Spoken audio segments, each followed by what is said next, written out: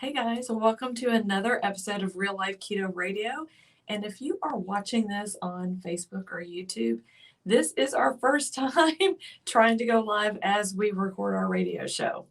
We are super excited. This is something that we have wanted to do, to have just kind of to broadcast a little bit, more places. So you might be watching this from our YouTube channel if we're doing everything correctly, from our KETO-SIStas page, or listening to us on the radio or on our Real Life Keto radio podcast. So this is, we think and hope that this is going multiple places right now. So we're super excited. Yes. And so if you're watching and you see us looking down, we're probably trying to make sure that we're actually going live on the places that we meant to and not other places. Because believe it or not, I've gone live before and thought I was like on a special page or in a group page where people were expecting me. And then I was just kind of live on my own personal Facebook page. And no one on your personal page knew what you were talking about. Jerry, yay! Oh, good. Jerry, we missed you so much this weekend. Jerry, we're going to actually talk about the retreat this weekend. So I'm super glad that you're on there live getting to hear it. All right. Oh, that got me distracted and excited. I know. I'm so excited. Okay. So we want to do, like we've talked about the history of the KETO-SIStas and kind of where we started. So we're not going to dwell on that today. But I just wanted to take like a minute to talk about, almost exactly 2 years ago, we started doing a keto challenge. And we really thought we were just doing this little keto challenge. And we didn't think much bigger than that. But it has taken on such a life of its own. I will never forget, and Jerry, you were around for this part of it, when people started referring to themselves as KETO-SIStas. And people are like, wait, I want to be a KETO-SISta. How do I become a KETO-SISta? We're like, oh, we don't know. We didn't know that was going to be a thing that people would want to be. So to start from just the keto challenge to where it is today, where we have built this incredible community that we're going to talk about today, it is just humbling and so exciting. Yeah, it's so fun. And like Bridget said, this was not really like our grand master plan. We weren't like, we didn't have this huge strategy. It was just, we had some knowledge of information that had changed our lives and we wanted to share it. And so that's kind of how the challenge was born. And we didn't know the byproduct of that challenge would be the community, and that the community and the value that it brings would actually surpass kind of our intention from the start. Yeah. So Rebecca was super nice with what she just said, that we had a lot of knowledge that we wanted to share. Quick side note, actually, when we first started on the challenge, it was just me. Rebecca was really busy with some other things that she was working on. So I started the challenge. I was like, I'm going to learn the keto diet and teach it because I'm just a teacher by nature. And so does anyone raise your hand in the comments if you remember those first videos where I went to the grocery and was like trying to explain things in the grocery and on boxes? I'd say 80% true. Solid C on what I shared. But Rebecca came in and she's like, let me just help a little bit with this challenge. Let's get a little more keto truth in there. So it's been so much better since Rebecca joined me soon after I got started with the challenge early on. Yeah, but like that's where we started. We were trying to teach people about the keto lifestyle. And that's kind of what this radio show is about too. But if you've been listening to us for any length of time, you may have noticed that we don't always talk about the nuts and bolts of a keto lifestyle, because there's so much more toward living your best life than just how you eat on any given day. And we know that that's important. We talk a lot on our show about mindset, because if you don't get the problems fixed between your ears, it doesn't matter if you have the perfect strategy and the perfect diet, you're not going to be living your best life. So we talk a lot about mindset. And, today we're talking about the power of community. And that was something that really took us by surprise, like we mentioned. And it's just so fun to watch this community grow, and that as people come into the community and they're recipients of the grace and the education and the support of the community, when that happens, more and more we're finding that those people want to link arms with us to share that experience with other people. And that is what has just been so personally inspiring to me. It's kind of like when you have your kids, right? And you're trying to teach them to be good humans and to say please and thank you and to put others first and to let, like to have more of a servant heart. Like you try as a parent to share that. But what's really cool is when you see them live that out and like you overhear your child saying something kind or being selfless, like you're like, oh my gosh, like it's so rewarding. Mhm. And that's exactly what we're experiencing with this community.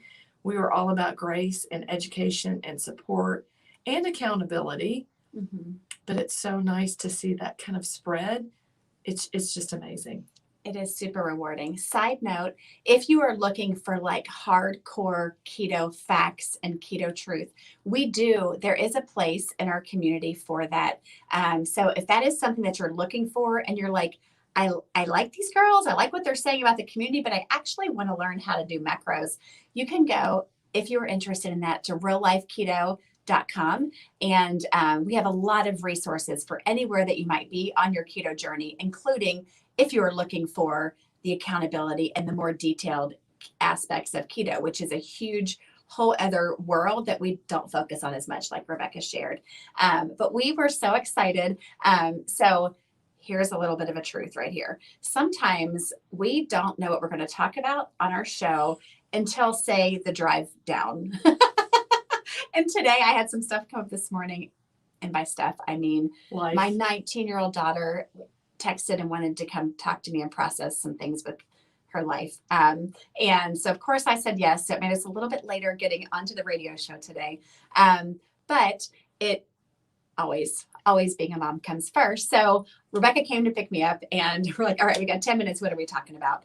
And I'm like, we just came off of the most awesome KETO-SIStas retreat. What else would we possibly talk about today? And she's like, that's perfect. That's what John said. John, I know you're listening. You are our biggest fan. So we can't wait to share with you how this past weekend was like the culmination of what we have been working on and building toward for the last 2 years. Yeah. So we had our first ever in-person KETO-SISTA retreat. And this is a community that we've built largely online. Most of the people in our community are people we have never met with face-to-face in person. And that's especially true right now, with the world being what it is and what it has been for the last year and a half. So we felt like we knew these people and they felt like they knew us, but we were a little nervous. Well, I was. Bridget never worries about anything. I was nervous. But, we think, gosh, we have people flying across the country to come to this retreat. So we had multiple states represented.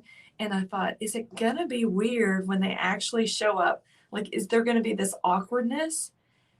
And I'm just telling you, it was as if we had gone to like high school or college together and been best friends, and that we just hadn't seen each other in person for a while. Because as soon as those faces that I'd only known through a screen, like were there in real life, like I couldn't wait to hug their necks. It was really, really cool. It was very cool. So we're in Kentucky. We had people fly in from New York, Minnesota, Nevada. It was such a blessing and so powerful. And everyone, like when they walked in and got greeted, like Rebecca said, like from their best friends who they only have met through the KETO-SIStas community. And so many times we said, I mean, I can't believe we've only known you since January, or can you believe we've only been in each other's world for a year? Because it just had that feeling of like, it's your girlfriends all together finally. So it was just a beautiful weekend. It actually kind of spread out. Some people on the leadership team came a little bit early. Some of our leaders stayed a little bit late, and it just wound up being like 5 or 6 days of just connection and community. And it's so interesting. I mean, if someone were to tell you like, oh, I'm going to a KETO-SIStas retreat because I do the keto lifestyle, you would think like, we're just going to sit around and talk about macros the whole weekend. I don't think the word macro came up even one time. We did have a lot of incredible, mostly keto food. Incredible food. But it was just the heart connection and the community building and learning about each other's lives and grandkids and kids and weddings coming up. And, something that happened that was really powerful was we even talked a lot about our past and things in our past that have hurt us, but also molded us into the people who we are today, past hurts and trials and just challenges that we have overcome. And I mean, I got kind of tired toward the end and, I'm like, I need to go to bed before 2 a.m. But I'd start a conversation with someone else. I think like the second or third night, I got out of the hot tub at like 11. I'm like, I'm going to get to bed early tonight because we've still got a couple days. And Rebecca, we shared a room, and Rebecca came in at like 2 a.m. and she's like, I thought she went to bed hours ago. I was like, I got talking to a few other people.